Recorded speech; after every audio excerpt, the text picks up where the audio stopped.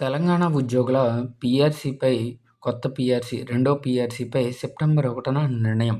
So, బకాయిలెప్పుడు చెల్లిస్తారు? జీతాల పెంపు ఎప్పుడుంటుంది? ఉద్యోగులతో పెట్టుకుంటే అంతే. సీఎం రేవంత్ మీద గౌరవంతో ఓపిక పట్టాం. సో, మంత్రులను ఎన్నిసార్లు కలిసినా ప్రయోజనం లేదు. ప్రభుత్వంపై ఉద్యోగులు తీవ్ర ఆగ్రహంతో ఉన్నారు. సీపీఎస్ రద్దుతో సహా సమస్యలన్నింటినీ పరిష్కరించాలని చెప్పేసి అంటున్నారు. సెప్టెంబర్ 1న కలెక్టరేట్ల వద్ద నిరసన. 10 లక్షల మందితో చలో హైదరాబాద్ మహాధర్నాలో ఉద్యోగులు జేసీ చైర్మన్ మారం జగదీశ్వర్.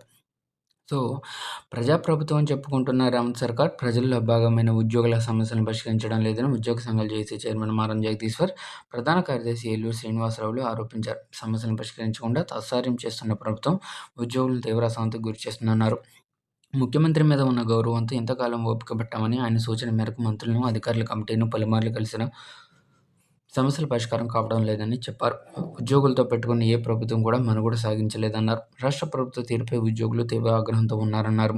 డిమాండ్ల పరిష్కారంలో నిర్లక్ష్యాన్ని నిరసిస్తూ గురువారం హైదరాబాద్లో ఇందిరా పార్క్ వద్ద ఉద్యోగులు చేసే మహాధర్నా చేపట్టింది. 33 జిల్లాల్లోనూ ఉద్యోగులు, పెన్షనర్లు ధర్నాలు చేశారు. పీఆర్సీని ప్రకటించాలని, కరువు భత్యం బకాయిలు మంజూరు చేయాలని, నూతన ఆరోగ్య బీమాని సమర్థంగా అమలు చేయాలని, ఇతర సమస్యలను వెంటనే పరిష్కరించాలని డిమాండ్ చేశారు. హైదరాబాద్లో చేపట్టిన ధర్నాలో జేఏసీ చైర్మన్ మాట్లాడుతూ, కొత్త పీఆర్సీ అమలు చేయాలని, పెండింగ్లో ఉన్న ఆర్ఓడీఏలను వెంటనే విడుదల చేయాలని, సీపీఎస్ను రద్దు చేసి ఓపీఎస్ను పునరుద్ధరణ చేయాలని డిమాండ్ చేశారు. ఇప్పటికైనా తమ డిమాండ్లను పరిష్కరించాలని, లేదంటే భవిష్యత్తులో రాష్ట్ర ప్రభుత్వం తీవ్ర వ్యతిరేకతను ఎదుర్కోవాల్సి ఉంటుందని హెచ్చరించారు.